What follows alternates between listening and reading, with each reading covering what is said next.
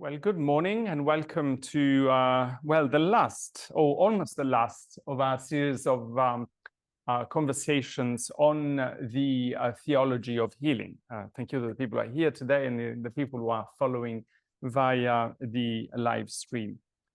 So we, for the period of Lent, we chose the topic of healing. And we had, let's say, two streams, but actually there is a third one I want to talk about briefly before we start our conversation today. So the first stream was the Sunday theology talks on Sunday morning. We have had, and today is the last time for this season. She's going to be with us, the Reverend Dr. Gillian Straine, who is the CEO of GoHealth, or formerly known as the Guild of St. Raphael, that promotes a healing culture and ministry in the church and beyond. So we had 4 conversations. This is the 4th. First, we talked about Jesus' miracles and healing activity. Then we talked about the spirituality of healing. Then last Sunday, I gave a talk on the healing mission of the church, and particularly the anointing of the sick. And today we are going to talk about specifically how faith and prayer bring us hope in time of illness and suffering. So it's going to be a bit more practical, a bit more directed to the way we deal with this in our life. At the same time, we are pursuing for the next 2 weeks or 3 weeks, I think, healing of the heart. So the topic of forgiveness with our Thursday online Lent conversations. These are only online. And I wanted to say that the video recordings and the handouts of all these talks are available. So you should receive them because I update regularly the people on the mailing list. But if you have not received them, if you can't have access to them, please don't hesitate to write to me and I'll make sure that you receive them. But the topic of healing is going also to be at the heart of the Spring Theology Lecture, the traditional Spring Theology Lecture. Last year, you might remember, we had John Meacham. That was really wildly successful. We never had so many people taking part to a lecture here at St. Thomas. And this year, the Spring Theology Lecture is next Saturday, April 5th, between 11 and 12:30. It's going to take place in Andrew Hall. And we are going to have someone Gillian knows very well, who is very close to our parish. She's the grandmother of one of the children in the choir school. And so it's Sarah Coakley, the Reverend Dr. Sarah Coakley, a very prestigious, internationally renowned theologian. She taught in Yale, she taught in Cambridge. She is the author of many groundbreaking books in academic theology, but also studies on, she's done works on pain, for instance, and suffering. She has worked a lot in the parish, the theology of the parish. And I've asked her to talk about the parish as a place of healing of the body, healing of desire, and healing of society. So we are going to somehow bring together everything we have been reflecting on over the past month in this lecture with Sarah Coakley. So if I may, I would really invite the people who are following online and you are here today to attend in person. This is going to be really, I think, a defining moment in the life of our parish, just as the symposium we had last year on church and civil society has been really the catalyst that has triggered, has allowed us to restart our social outreach ministry with Neighbor to Neighbor. I really hope that this lecture on theology is going to help us to become more aware of our vocation as a parish of a place of healing, and healing of the body, again, of desire and of society. So please register. So you might have seen these leaflets. I've sent emails. It's very, very important that you register. We need to control numbers and decide eventually if you have to move it to the church, like we did with John Mitcham, if the numbers are too great. Okay, so we now can go into our conversation today. How do faith and prayer bring us hope in times of illness and suffering? And I want to give a very warm welcome to Gillian, who is in the UK. How are you today, Gillian? I'm good, thank you. Yeah, it's very good to be with you guys again. So how is it? Can you tell us exactly where you are? Sure. So I'm in a place called Lichfield. It's just north of Birmingham.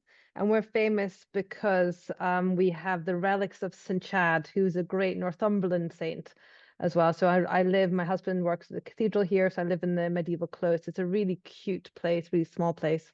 And the sun's shining today, which is nice. Yes, I've read that the weather is really particularly lovely yeah, my experience of the UK is that, take the good weather when it comes in spring, because then the rest of the summer is going to rain. So well, I'm from Scotland, so okay, if you don't do things in the rain, you don't do anything. So it doesn't bother me. It's not a problem for you. Yeah. So it is true that we have touched the topics of prayer and faith and hope when talking about what a spirituality of healing is. But today I really would like us to be as draw really from your experience, from the situations you have been in, either personally as a cancer survivor, but also in your ministry with people with illness. And my first question is something, even if I visited people in hospitals, people with illness, so many times, I have to say that I always have some trepidation when I go to visit someone, especially if the illness is serious, because there is always this sense, how am I going to deal with this? What should I say? What kind of presence can really bring comfort to the person? So drawing from your experience, and cases, let's say cases where you feel that you have said the wrong thing and done the wrong thing, if there is any, probably for me there would be many, but in your case, I'm sure that there aren't. And cases where you really feel, oh, what I did or what I said really helped this person. So I, like you, have got experiences of when it's gone well and when it hasn't gone so well, and there are good moments for learning. And the battle is, I think, in the situation, that fear about going in and being with somebody, particularly when they're facing something serious. Is we're battling against our own needs, our own worries, our own anxieties as well, because when somebody's seriously ill, they're rubbing up against, their existential existence. And this is where the rubber meets the road in terms of the faith. So I love it that we're having this conversation. It's a practical session, right? How does this make an impact in our lives? But it's not just the bit at the end about the practicalities. The way we handle these moments, I think, Luigi, are key apologetical and missiological moments.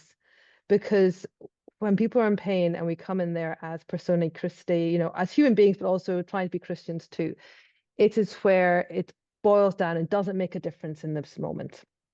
And how we defend the faith, how we talk about the faith, how we celebrate the faith.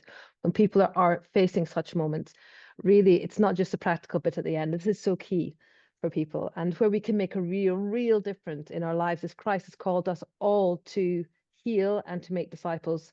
This is where it really matters.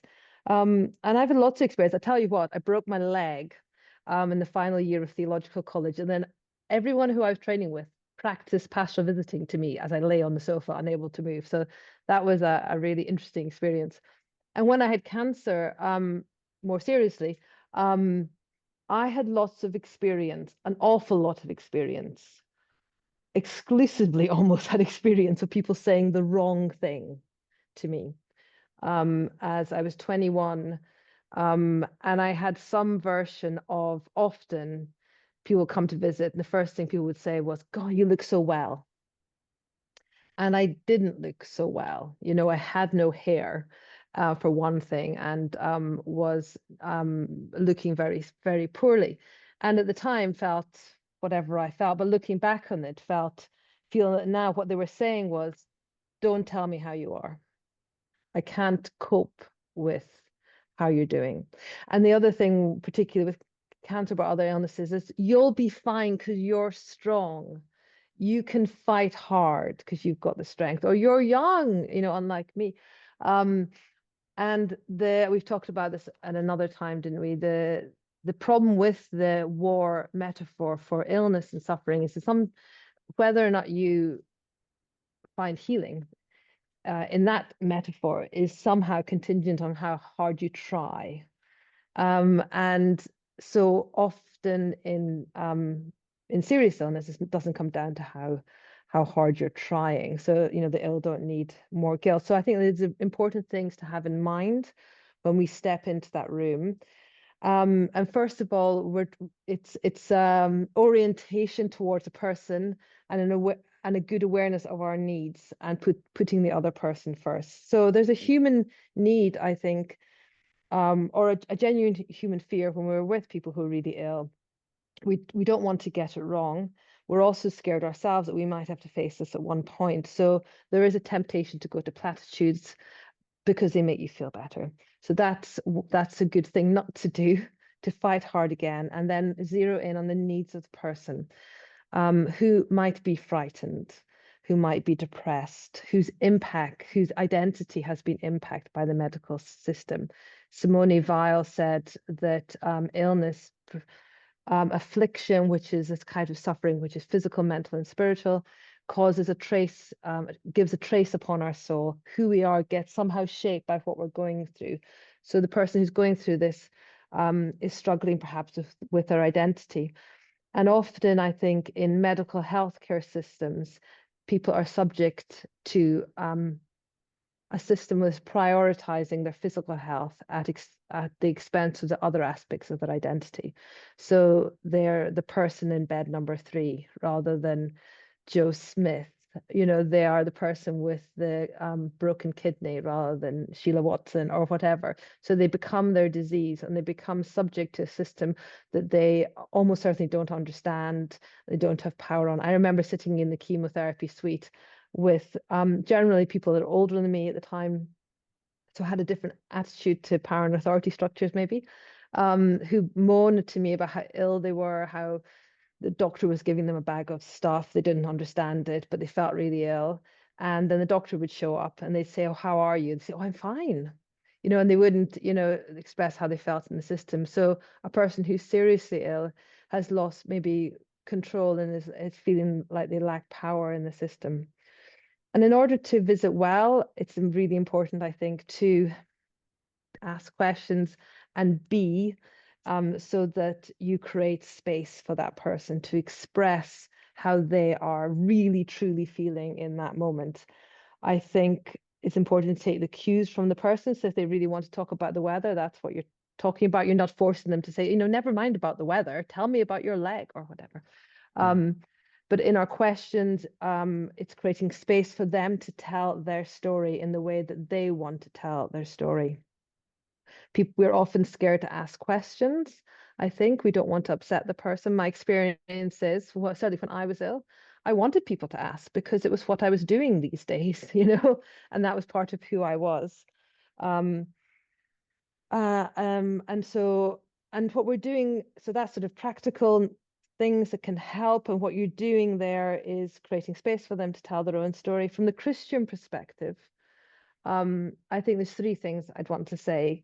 And the first is the biggest. I think as we're visiting as a person of Christ, somebody who's really ill, somebody who's facing a loss of identity and power, perhaps in pain, they're still a child of God, and they might be feeling a gap between who they thought they were and what they're facing now. So the point of pastoral ministry in that space is to help them tell their story. There's lots of different stories people tell when they're ill. And this is a field called narrative medicine, which started in the social sciences in the 1970s. And they looked at the type of stories people tell when they're ill. The first type is called the restitution narrative. And so that's a bit like, if you remember, Lance Armstrong was the Tour de France American cyclist who got testicular cancer and wrote some really interesting books about it. He is a person I always highlight as the grand master of the restitution narrative. I'm going to beat this thing. Medicine has got the power. I'm going to come back stronger. That's the restitution narrative. Now that's somebody who might not have yet thought about the larger questions and what they might be facing. The second narrative people often go with when they're ill and is the chaos narrative. How are you? This is a story I'd say if I was speaking from the chaos narrative is I don't know why this has happened. It's really awful. It doesn't make any sense. These are when you're visiting as a pastoral person to somebody who's speaking in terms of the chaos narrative, it's quite confused, dislocated, very dark and difficult. It's hard for people to get a grip. Good pastoral visiting is helping people do the third type of narrative, which is the quest narrative. And it's taking, helping that person to ask the right questions, to tell the story of who they are now in the light of this illness. And that might be a journey for them to come to terms with how this has changed their life. And if they're facing terminal illness, it's helping them come to terms with the end of their life, the quest narrative. Who am I now? How do I reconcile this terrible thing that's happened to me to my faith, which is I'm a child of God who is utterly beloved? Thank you. Thank you, Gillian. This is gone. Yes. Just two more things. I think as Christians, we're often scared to offer to pray for someone. My experience has been no one has ever said no if I've asked them, if I say, can I pray for you? I think there's sometimes a fear about that. And finally, Luigi, so you talked about anointing last week. There's also the ministry of laying on of hands when people are ill. And I'm happy to chat about that more, but there might be the next question first. Yes, so I was going to go through that. But before, I'm very interested in what you say about these narratives. So restitution narrative, the chaos narrative, and the journey narrative. Yeah, the quest yeah. narrative. Can you give us an example? I mean, like how you helped practically one person, if anything comes to mind to you, to do this, because obviously these are very broad concepts. But how, when I'm talking to someone who is in the midst, let's say, of the chaos narrative, which is probably the most common, help them to respectfully, obviously, and with tact, delicately, to move towards a quest narrative. Yeah. So I think it's far more about one's presence with the person, your mind, body, your presence in the room, rather than a particular question to ask. I think there's a big. I certainly felt it myself, and I've been with people. I was with somebody recently who just had lost their partner in the most horrific of circumstances, and it was so hard not to go with the platitudes, because I found it so hard to be in that space because the loss and the darkness was so heavy. And I said at one point, or something, I can't remember what I said, but something like, "Oh, well, God still loves you," or God still, or something like that. And then this person just went, "Well, I don't feel that." And I knew I'd made a mistake, because that was about my need in that space to help them, because you want to help, you want to make it better, because it's so awful as well. And I think that was the wrong thing to say. So for helping people move from chaos to quest narrative, I think it's far more about the quality of our presence in that space.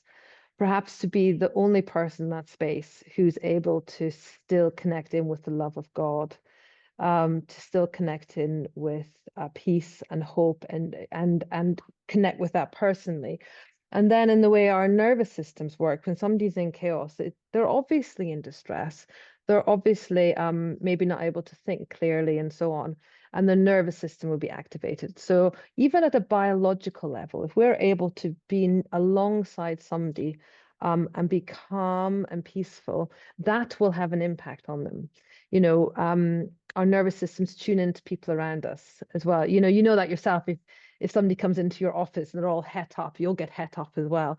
And it's a bit like cellos, apparently. If a cello plays one note, a cello next to it will also resonate with that note. So keeping calm, a warm resonance present, as the trauma-informed people will say, will help in that situation, and just be an anchor for them, a light in the room for them, and sit alongside them while they're going through the chaos. So I think and I think that's a good way, because perhaps no one else is doing that for them. Everyone's reacting.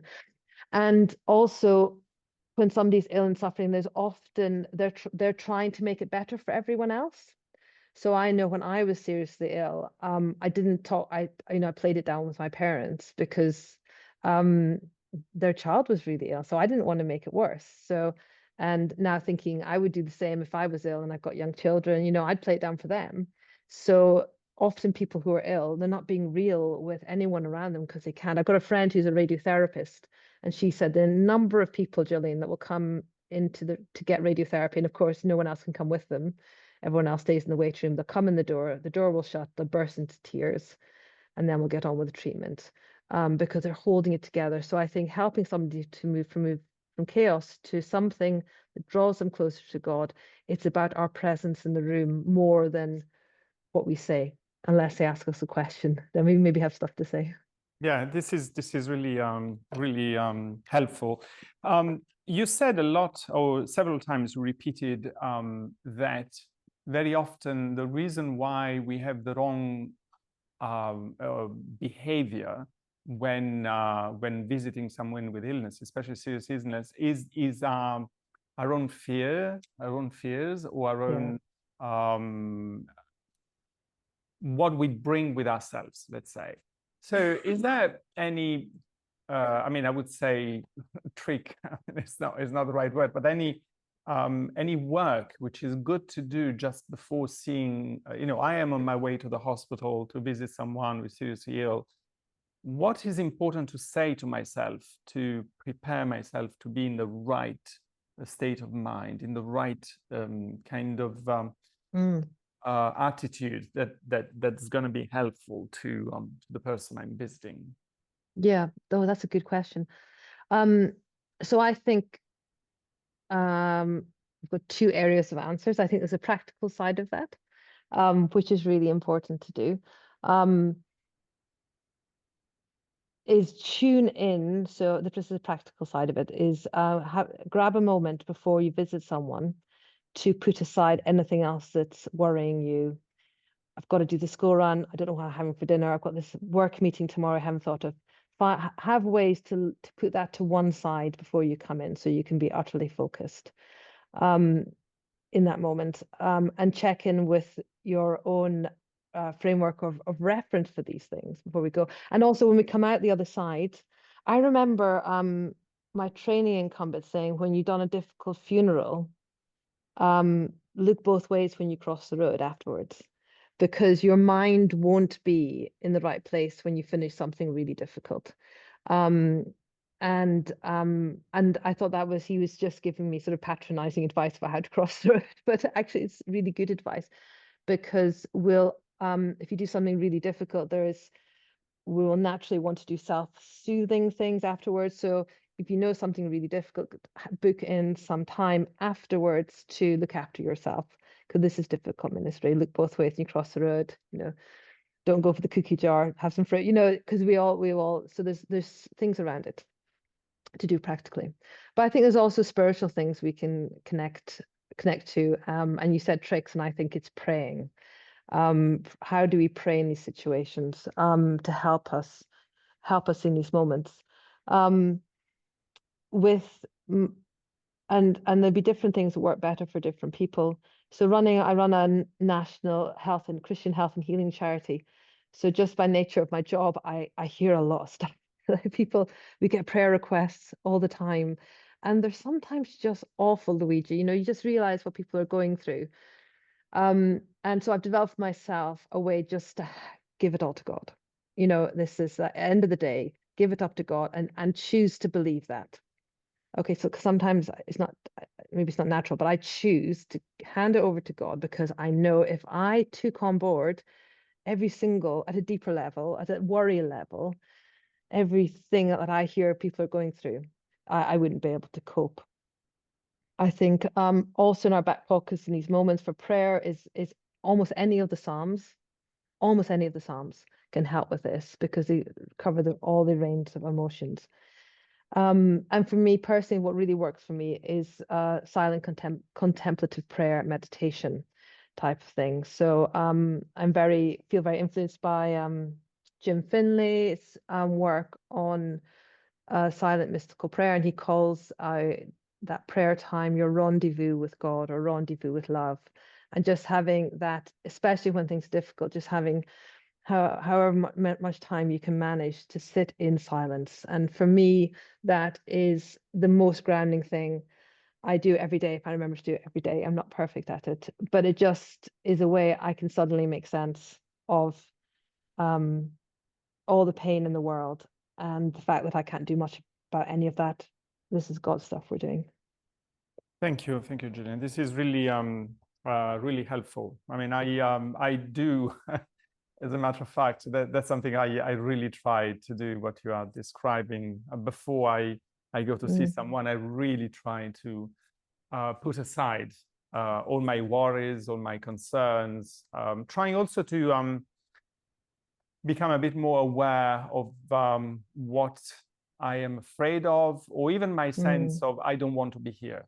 I think it's important to tell to myself, to be honest with myself about I don't want to be here, so that this is at least something which I've processed in one way or the other, and it doesn't come across like unwittingly without me not.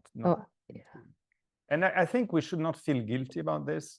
I mean, everyone, has their own mini traumas or big traumas linked to illness. So going to a hospital is going to awake all sorts of things. And so this is why it is very important not to feel guilty about not wanting to be there, and rather acknowledging it, and then so that we can be more present. Just before we welcome some of the questions, I just wanted to spend a moment on the so we talked up to now about what we do individually if we go to see someone, whether it's any one of us, or whether, as you said, someone who is a priest or someone who is a minister. But I know that one of the things you do is educate communities to become places of healing. So I was wondering, what advice can you do to us as a parish, as a community, become more a place of healing? So about this time last year, I found myself in hospital. I can't remember if I've mentioned this before. And I went on the ward, 6 women, middle of the night. And I woke up in the morning, and I was in a room with 5 other people. I didn't expect to be there. Didn't want to be there. No one wanted to be there, really. And we all started off the morning by saying, "How are you?" That's what you do, right? And then and I was struck how honest people were in their answers. Person next to me, "How are you?" "Oh, I'm really scared. I'm never going to get home." She was an old lady. And the person opposite me, I said, "How are you?" "Oh," she said, "I had a heart attack in front of my kids at school. I'm really worried about how they're going to react."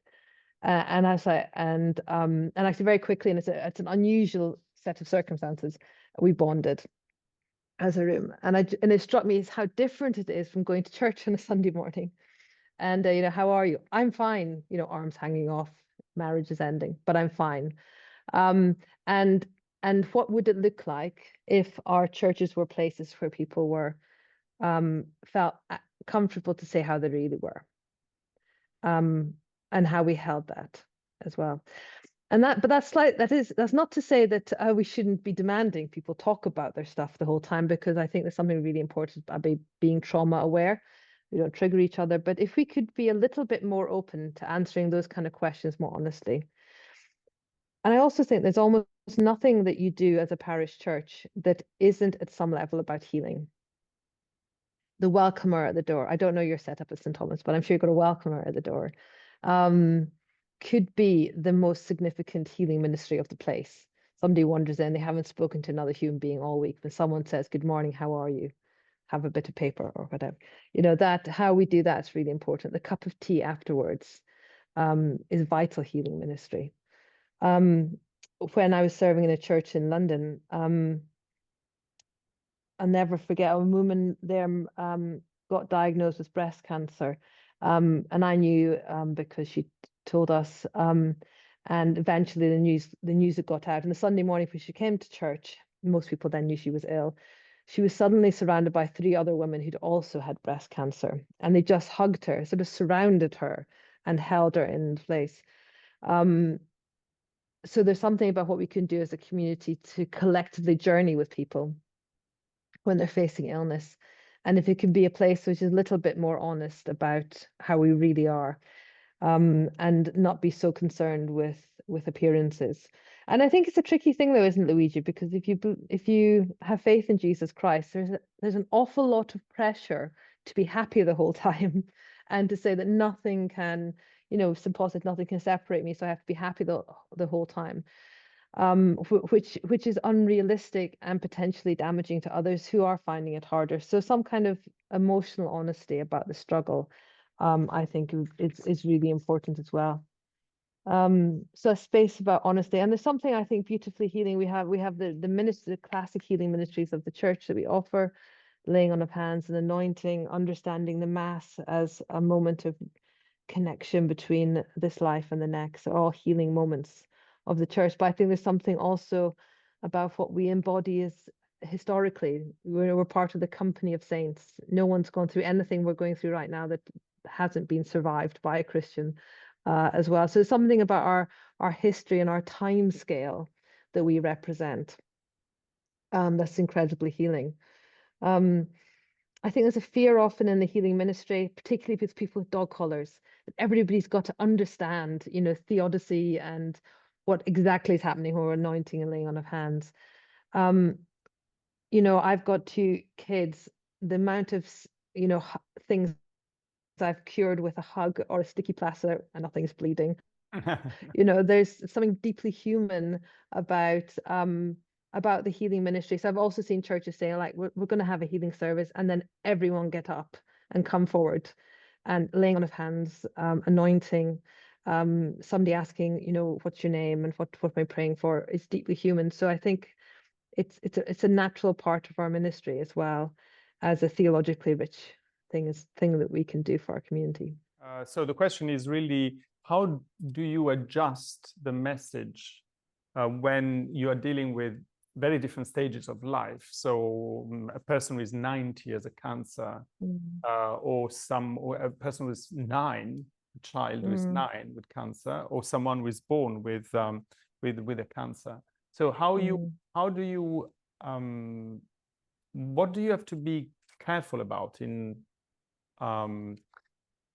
pitching, right, the way in which you your presence and your message to persons in these different situations?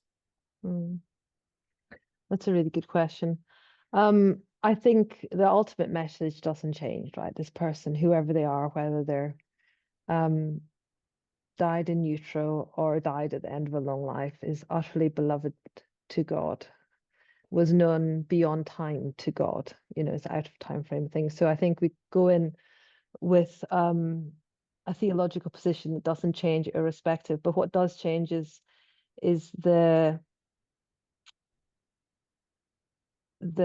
complex web of relationships around that person as well. So if the aim of the ministry is, in all those situations, is to help the person, if it's the person, not the parent of the person, find peace with God and themselves of what they're facing, then that's where the difference comes in. So the person who's 90 years old, who's led a long life, to find peace, there's an attention needs to be paid to the past, to their relationships, to things that have gone wrong, to allow them to find peace and reconciliation as they come towards the end of their life, things that have gone wrong for them.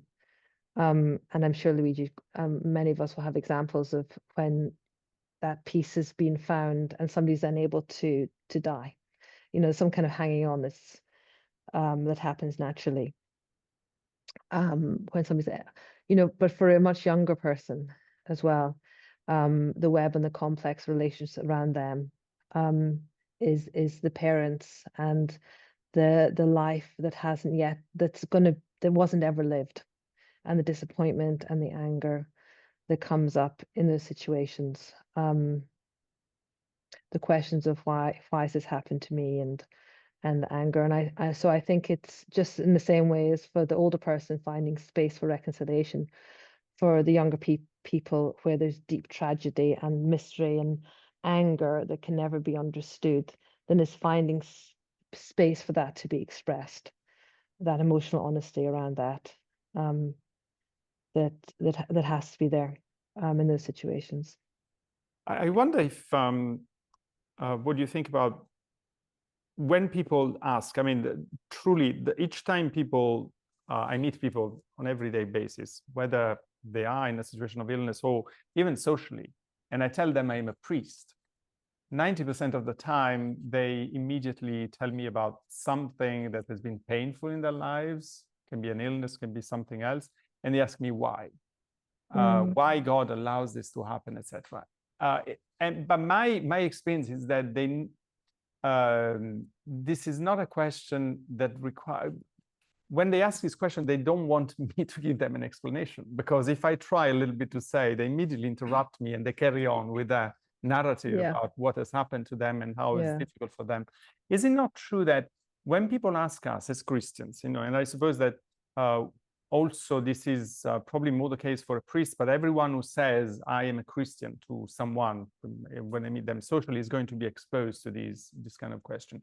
Is it not true that these are cases when people are not really asking for an explanation, but they're asking for someone with whom to share something which is painful, and that best way of dealing with this is listening and encouraging people to tell the story rather than trying to justify one's own faith or try to do something that, you know, makes me feel that I'm right in believing in God. What do you think about this? Yeah. Oh, I think you said that beautifully. Honestly, Luigi, I think, there's an answer to why bad stuff happens to good people. You know, we can talk theologically about freedom, but that is not the question in that moment. And I see, you know, you tell people you're a priest, try telling people you run a healing charity. I mean, I get it all, I feel. People are like, and I can see in their face, you know, is she a nutter? Like, or is she trying to sell me something? Or she represents a God, and I prayed for my child to get better and they didn't. So you get anger. And in all those situations, the best response, I think, is tell me more. And then quietly pray that you'll say the right things, you'll have the right presence, and allow this person to tell their story. And quite often I'll just do in the ministry of nodding and, you know, and maybe pray about it later. But then you hear later, you know, oh, that was, you know, what you did was amazing. You didn't do anything but listen to the story. You know, it's bearing witness to what people go through, and not being afraid to do so, and the emotional. But I do think, Luigi, there is we have to look after ourselves in this ministry as well, because that's also not easy. It's not just listening to Netflix or the radio or whatever. If you listen hard, listen with your whole being, and you're taking on the emotions of the situation, and it is tough stuff. So finding ways to look after ourselves when we do that kind of deep listening, and it's risky as well. You know, actually having clever answers to why, you know, and clever answers are things, you know, like, well, the person must have done something wrong, or and these are all unhelpful answers that people roll out to make themselves feel better. And just by not doing that, by saying, okay, I can feel you're angry, I can see you're angry, and something's gone wrong, I'm going to listen. That is, I think, the pastorally best thing to do. You're helping the person, but you're not going for the easy answers yourself, I think. And this is a costly ministry.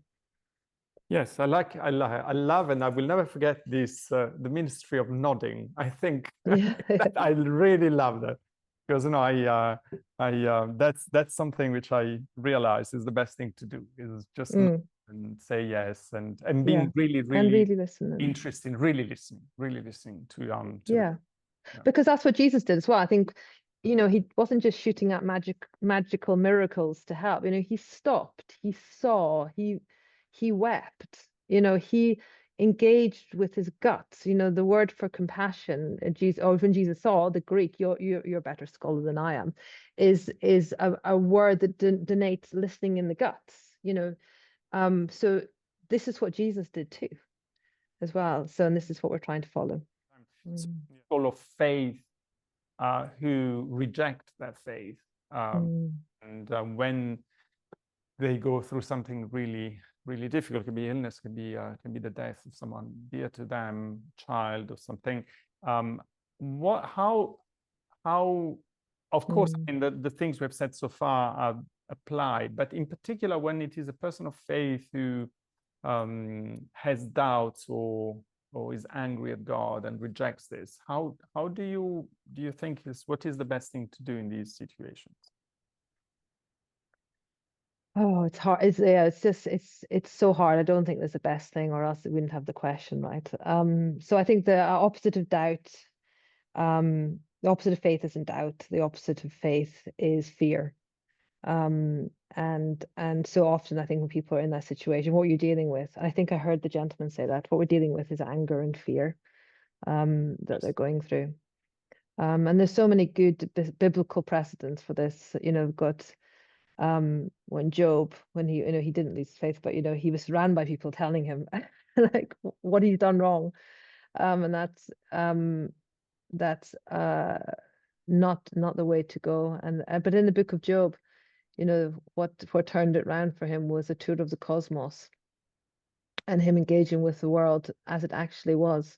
I think there's something for people who are in this state for good resonance presence alongside them, that we don't lose our faith, but we're also not afraid to sit with them in their darkness and sit alongside them. I don't think there's anything that we should do or say that will magically make it all better, other than our presence, other than praying for them, and perhaps also drawing them to the present moment that they're going through.